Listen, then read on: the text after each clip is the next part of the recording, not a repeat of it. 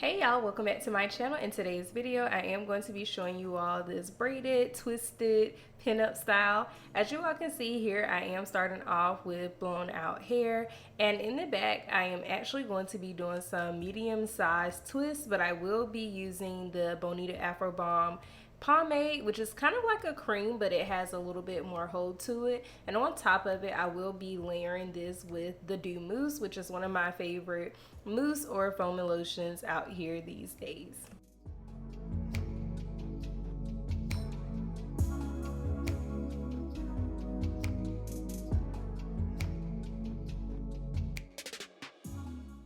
To make sure that these twists hold up well, I am going to be starting off with a braid. So what I do is I braid down a few times and then I split the middle piece or whichever section feels that it is the smallest, and then I'll go in and convert it into 2 strands, and that is when I will begin twisting. What I notice is that whenever I start a twist out with a braid or a plait, the roots typically lay a little bit flatter and the twist usually do not get as poofy as if I would have started out with a twist. So that is the method behind the madness.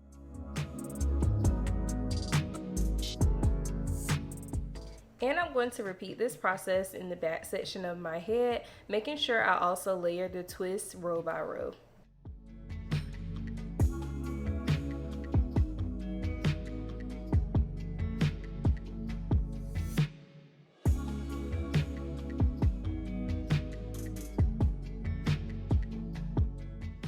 Your twists in the back do not have to be perfect, but you do want the perimeter of the section to look neat because it will be shown when you do the pinup style in the back.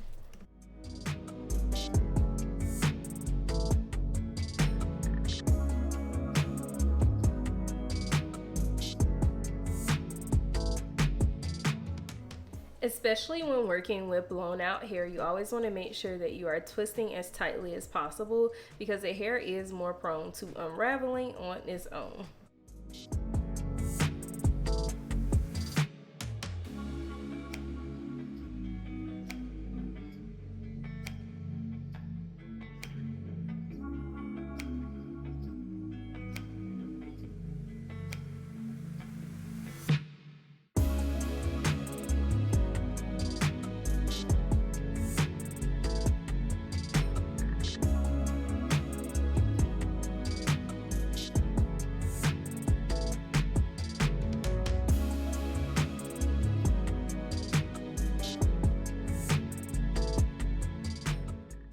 And here is what the back section is looking like once it is complete. As you can see, I have the twist layered like bricks, but they are also very medium sized and not small at all. Now it is time for us to move to the front section.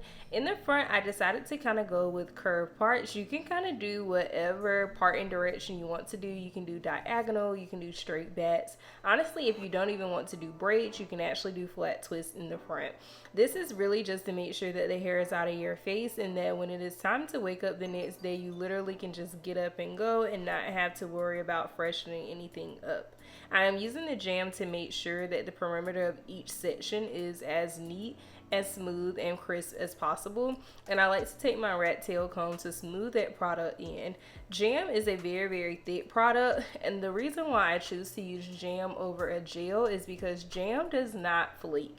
It's very thick and it will cause buildup, but it doesn't flake like Extreme or Eco Style gel can with these types of hairstyles. So that's why I go with jam.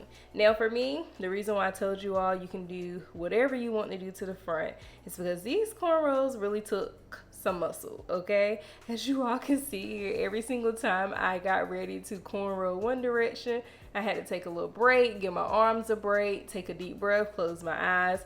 It was a journey, okay? And I thought this process would not take as long because my hair was blown out, but by the time I moisturized my hair, put the jam on the perimeter, my hair was already trying to revert back, as you all can see here. So it required a lot of muscle and effort, but whatever style you do, whether it is cornrows or if it is flat twist or roll twist, you want to make sure that you are picking up small pieces as you move towards the back of your head, and you also want want to make sure that it is as tight as possible, because the style needs to last us all week and we don't want our hair to start unraveling in the middle of the week.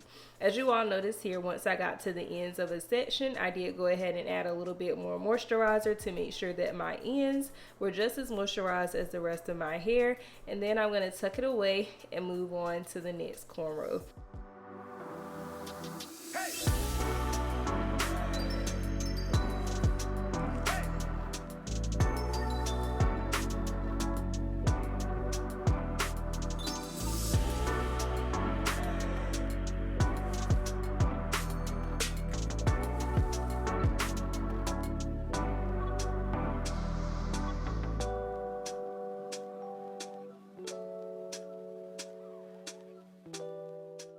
After I cornrow each section, I actually finished off the remaining with a 2-strand twist, and that is why I said you can honestly do flat twists in the front if you actually wanted to, and if it seems very easy. And this is to make sure that when we do the pinup style in the back, that all of the hair that is going into that style is actually 2-strand twists. So the only part that is braided with 3 strands is whatever is to the scalp in the front.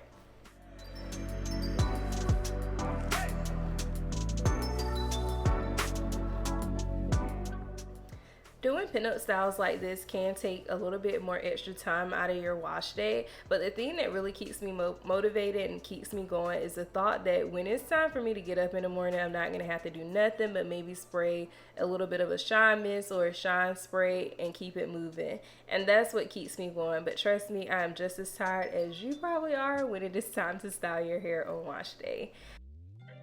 I didn't have enough hair over here to make sure that my braid in the front would be symmetrical. So what I did was I split this section into 2 and I added 2 more 2-strand twists to this section of my head. And one of them I'm actually going to leave hanging down for a little pizzazz, and then the other one I'm actually going to pin up in the back with the rest of the twist for the pin-up style in the back. Before we get to pinning up our hair, of course, we need to sit up under the dryer and make sure everything's set into place. And what I'm doing here is what actually makes pinup styles very easy for me is I do a little crisscross action. After I get the crisscross action in the back, I then go in with several bobby pins, making sure that everything is held in place. Now, if you worry that this part is too complex for you, do not worry. In the middle of the week, I actually took the bobby pins down because they were a little bit irritable to my scalp, and all I had to do was use a claw clip. And I use a claw clip to basically pin up my hair. And honestly, I think I actually liked it more with the claw clip. So if you don't have any claw clips, just get you some, and you can literally wear this style with a claw clip without even having to navigate putting bobby pins in there to pin up the entire style. Before I actually felt comfortable with the style, I wanted to tie it down one more time to make sure everything was formed to my head. And after I did that, honestly, the back kind of ended up turning into like a bun, and I was super satisfied with it. But here we are the next day. I am getting ready for work, and all I'm going to do is remove this do-rag. I do need to touch up my edges, so I'm going to use the edge booster for that. But as you all can see here, the style had time to really set, form to my head, and start looking a little bit like me. That is why one of the reasons why I love blow drying my hair, sitting up under the dryer, and waiting to the next day to sometimes show the end results is because sometimes once the style sets, it really starts giving you, and it starts looking like you because it forms to your head.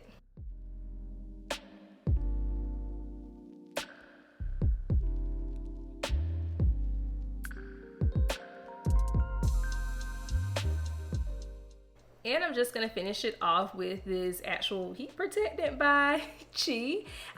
You all know I really love the Curl Shine by Talia with G, but I'm actually out at the moment and I'm not buying anything until I use these products up off of my shelf. As always, I hope you all enjoyed the video and found it useful, and I can't wait to see you in the next one. See ya.